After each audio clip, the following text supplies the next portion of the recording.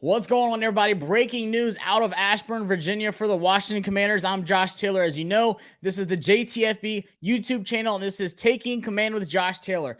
And literally hours after Ron Rivera had his press conference, as we saw with Mayhew, just kind of their season recap press conference, really didn't say much, to be honest with you. We've been talking about it, but still, literally hours after that, breaking news, Scott Turner has been fired as the offensive coordinator. So what does that mean? Go check out my blueprint video. That was the first thing on the blueprint for the 2023 offseason for Washington. So check that one off. Check out the rest of that video. Subscribe to the channel. Like the video, because this offseason is just getting started and it's already hot. There's a lot to talk about. And oh my goodness, I have been ready for this. A lot of people want Scott Turner gone. I talked about how the players talked about him, players of other teams talked about him, players' wives talked about him. The writing was on the wall. This was Ron Rivera's last year coming up, possibly. New owners, Ron's job safe. He needed to make a desperate move, and there's a lot to unpack with this. So stay with me. Watch the whole video. I'm going to talk about what this means. I'm going to talk about what I've seen, what I've heard, and then give you my list of candidates to watch. And things move fast in the NFL, so let's get right to it. First off, I had a list of 3 NFL guys, 3 college guys that I was going to give you, but I've decided to change it. I had to add one because of a rumor I just seen on Twitter, which is blowing my mind, and that is Ben Albright has said, and he covers the Denver Broncos, but he's very plugged in with the entire NFL, especially that whole division over there. But he said, someone tweeted at him and said, Ben, Washington OC candidates, and he quote tweeted it and said, at Albright NFL, go check it out. I heard a rumor about Bieniemy after this season. We will see. And I tell you what, folks, we have prayed for times like this. So first up on the list, that is Kansas City Chiefs. Sorry, my phone's blowing up. Kansas City Chiefs offensive coordinator Eric Bieniemy. He's applied for head coaching jobs in the past. He's applied for other jobs. Something wasn't right there. They said he doesn't interview well, whatever. People don't know how much of the offense is really in his hands, how much of it actually belongs to head coach Reed. Regardless, it doesn't matter. Eric Bieniemy has been with the Kansas City Chiefs since 2013, and he was the running backs coach from 2013 to 2017. He's been the offensive coordinator from 2018 until now. He took over for Nagy, who went to the Bears, and it's been a good move. Obviously, we see the offense that the Chiefs have had, like you said, regardless, how much of it's Reed, how much of it is Bieniemy? Is he calling the plays? Is he really drawing things up? For me, I don't 100% know that answer. The only one that really does is the Kansas City Chiefs, the players, the coaches, whatever.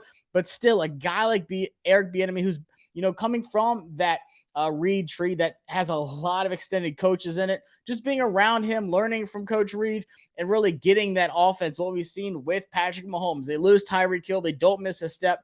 It's just that offensive-minded guy is needed so badly here in Washington, regardless of whoever the quarterback is. You see all the weapons we have on offense at wide receiver, running back now. We're building things up. Holy smokes, this is a lot to unpack. I did not expect to see a rumor of Eric Bieniemy as a possible candidate for offensive coordinator for us. That would be huge. Like I said, there's a lot there some people are uncertain about, but I don't care. Ron Rivera is all in. And before you tell me that Ron Rivera is not going to have the guts to make a move like that, or that's just too much money for Snyder, who's about to sell the team, it's not. Also saw on Twitter today, I forgot what someone at local media said that they heard sources that Ron Rivera will not be promoting from within. So Coach Zampese is out for offensive coordinator, according to this. So he will be looking outside to hire a new offensive coordinator, and he has to. The pressure is on for Ron Rivera to get this offense going and to get that heat off of his seat and to possibly be the head coach moving forward. Like I said, he's safe this year. He's got to be safe this year. I don't see Ron Rivera getting fired or let go right now. Doesn't seem like that at all, especially after the press conference today. Ron Rivera is here to stay. Scott Turner is the one as the scapegoat this season. Regardless, offense wasn't working. It was stale, whether it was Wentz, Heineke. We saw some good things with Sam Howell, and they talked about how they want the offense to run this year and the kind of the philosophy that they want with the good defense, but they want a run heavy, but mix in some play action, stuff like that. I think Eric Bieniemy would be a great option for that. So Eric Bieniemy, option one, rumored to possibly be a huge target. Ron Rivera said, screw it, throw the bag at him, get him out of Kansas City, and really get him over here and get this offense going. So holy smokes, what a first target to start off of for that one. Second, I have a guy that I think would be great here for a couple reasons, and I'll tell you what really impresses the heck out of me about this guy. And that is Joe Brady. Yes, you probably know him, especially if you're a college football fan, because Joe Brady is currently the Bills quarterback coach. He is only 33 years old. He was the Saints offensive assistant from 2017 to 2018. So he learned from Sean Payton, one of the all-time great head coaches. And at LSU, he was the passing game coordinator and wide receiver coach for that historic offense with Joe Burrow and Jamar Chase that won the national championship, but was also just unstoppable on offense. He went to the Carolina Panthers in 2020, 2021 as the offensive coordinator straight from LSU. Not much stability there. You see what he had to work with the offense, the quarterback play, once again, kind of like what we've had to deal with here, but also just all he had was Christian McCaffrey, who was hurt a lot. There's just not much stability in Carolina. So he says, I need a fresh start. I'm going to Buffalo as the Bills quarterback coach. I'm working with Josh Allen. I'm learning from Coach McDermott and Coach Dorsey. And he also played wide receiver at William & Mary, which is a Virginia school, by the way, for those who don't know. 2 up, 2 down. Let's go, Virginia. Like I said, he's only 33 years old, so a super young, offensive-minded guy. I would love for a guy like Joe Brady to get he went to Buffalo to get that fresh start. Let's bring him here as that young guy that we've let, go in the past with Shanahan, McVay, just so many coaches that we let get away from us that could have been head coaches right now. So bring in a young guy who has the offensive mindset. I remember seeing something with the LSU national championship. There was a documentary on, like they were showing, and they said that he came in and was talking to them about all the things he learned at the Saints under Sean Payton as that offensive assistant. And they said that they were blown away by all the things that he knew in his mindset with the offensive game of where it was really going to. And what he did at LSU was historic. I say give the guy a chance, Joe Brady, a young offensive mind. Now, let's go to someone who has some credibility, been around the league for a while, and he's also got ties to DC, and that is Pep Hamilton. I actually really like Pep. I know he was at the Texans. Once again, not much to work with. Pep Hamilton is 48 years old, started coaching in 1997. His resume includes multi-time quarterback coach, offensive coordinator, and assistant head coach. He went to Howard, which is, of course, in D.C., and he was the head coach and GM of the D.C. Defenders before that all got shut down. And then currently, he is the Texans offensive coordinator, might have a new head coach coming to Houston that wants to bring in his guy. They fired Lovie Smith. So you just never know. The Texans might hire a guy, and he said, hey, this is who I want as my offensive coordinator. It's not Pep Hamilton. This is a guy I have, connection with, longevity with, whatever. And then Pep just sadly gets the short end of the stick, and that's okay. I think Pep Hamilton, once again, he has that longevity. He's been around it. He can develop quarterbacks. He can run offense. He can call plays. For what he had to work with at Houston, it really wasn't too bad, but still, over the last few years, it's been rough there. They're doing a whole new rebuild. A guy like Pep Hamilton who's plugged into the area. He has that head coach experience, also GM experience, even if it was just for the DC Defenders. Still, Pep Hamilton, a legit candidate to keep in mind. I feel like him and Ron Rivera have to have some kind of connection, talk throughout, his time here at DC. You just never know. So Pep Hamilton, number 3 on my list. And I have one more NFL guy for you, and that is, of course, a big name this offseason. I think this is going to be a stretch. I think he's more a head coach candidate. Him coming here as a offensive coordinator would be a big stretch, but I feel like Eric Bieniemy would be too, but you never know. And that's Brian Johnson of the Philadelphia Eagles, 35 years old, winningest quarterback in Utah history. He coached at Utah from 2010 to 2011 as quarterback coach. And then he was also offensive coordinator for 2012, 2013. He was at Mississippi State as a quarterback coach for 2 years, Houston offensive coordinator and quarterback coach. Then he went to Florida as a quarterback coach and offensive coordinator. And he's been with the Eagles since 2021. Just the quarterback coach right now. He helped develop Jalen Hurts into an MVP candidate, and I feel like he would do a good job of developing a quarterback here. That is what he really specializes in. That's something that he did everywhere he went in college. Just got the most out of his quarterbacks while he was there, and then he moved on to other opportunities. So I feel like Brian Johnson, he's obviously a big name in this offseason with offensive coordinator positions elsewhere, but also head coaching jobs because of the job that he's done with Jalen Hurts. People wrote Jalen Hurts off last year. They said, we don't know. The Eagles have all these draft picks. They need to trade up, get Bryce Young, get CJ Stroud, whoever. And he said, no, I'm going to develop this guy. And now Jalen Hurts is leading the best team in the NFC, possible Super Bowl favorites from the NFC side, and a legit MVP candidate in Jalen Hurts, who I love, by the way. I know I'm not supposed to because he's an Eagle, but I love Jalen Hurts. I always thought he was going to be good. So those are my 4 NFL candidates for you. Eric Bieniemy from the Chiefs, Joe Brady for the Buffalo Bills, Pep Hamilton at the Texans, and then Brian Johnson from the Philadelphia Eagles. Obviously, there's a couple other guys that you could think of, like Frank Reich and stuff like that. There's a couple more I thought of, but these are the 4 I really wanted to focus on and really just kind of, give you the experience and tell you why I think they would really fit here. Bieniemy speaks for himself. Joe Brady, that offensive-minded guy with all the weapons we have, I think that would really work. Pep Hamilton, he's plugged into the area. He can develop guys. He's been around for a while. He has that experience in so many different roles. In developing quarterbacks, especially. Another really good offensive-minded guy. I really like Pep Hamilton. I think that's a super underrated target to watch right now. But I'm going to give you 2 college guys, and these might actually be familiar, and I didn't do this on purpose. But if you watch that horrible national championship game, these 2 guys' names. And I'm going to go ahead and start with Todd Monken out of Georgia. Todd, he's been around for a while. He's 56 years old, started coaching in 1989. He has NFL experience as the Jaguars coach, wide receiver coach from 2007 to 2010. Tampa Bay, he was the offensive coordinator and wide receiver coach from 2016 to 2017, then turned into the offensive coordinator in 2018.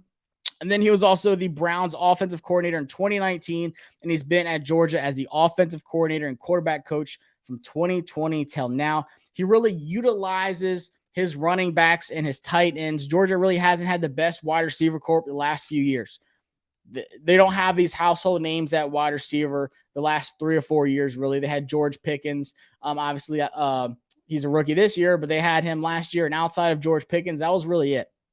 You see what they do with Ladd McConkey and some of these other little small speed guys that are really underrated that you don't hear about. But he utilizes the running backs and the tight ends. Obviously, you see it with Darnell Washington. Brock Bowers is the best tight end in college football. Just see what he does.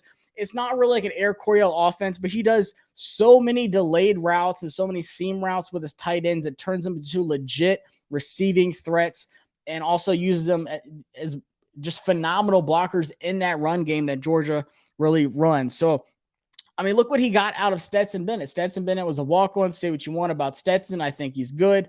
I think he proved a lot of people wrong. But it just shows you that Todd really got the most out of Stetson Bennett, who a lot of people wrote off, and just kind of built that offense around him. I would love to see what a guy like him could come in here and really develop around a guy like Sam Howell or whoever is going to be quarterback. Hopefully it is Sam Howell. But I think Todd Monken is a great choice if you're looking at that college game. He's won back-to-back national championships. What do you have to gain at Georgia? You're killing it in recruiting. You're probably going to do it again next year. You might go three-peat as national championships, but okay.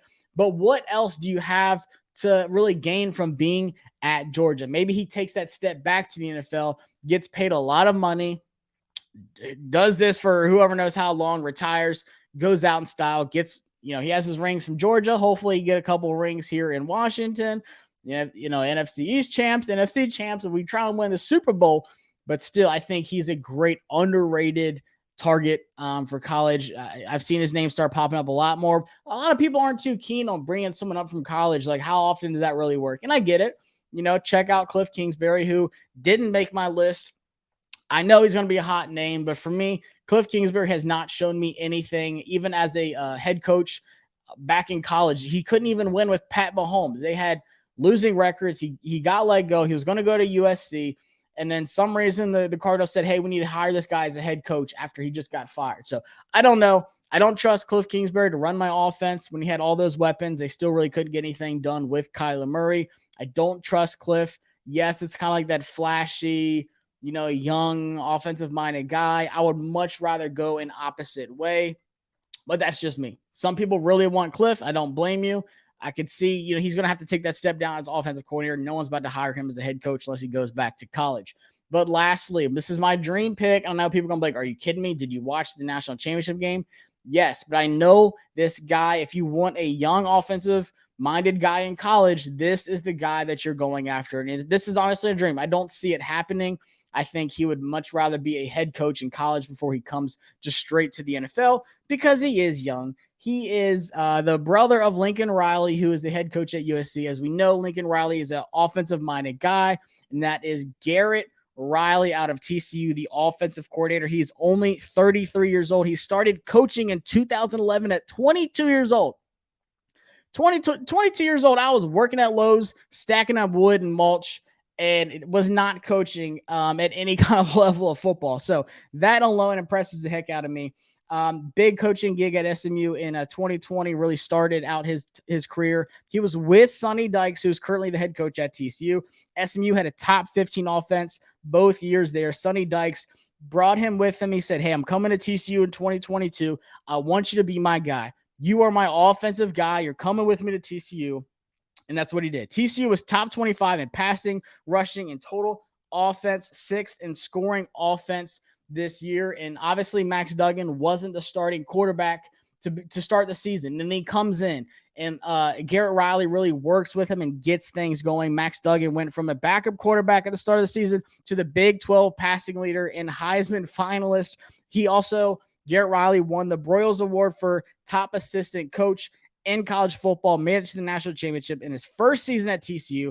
He's an offensive-minded coach. So we have all these options. The main thing is Scott Turner's gone, and there's a lot of candidates to choose from. These are my 6. 4 from the NFL, 2 from college. There's a couple more I really want to put on here, but I'm not going to make this video long. I'm just excited that something is actually happening in Washington. There is actually some kind of hope. We might have a quarterback next year with Sam Howell or whoever we get. It doesn't matter. I think it is going to be Sam Howell.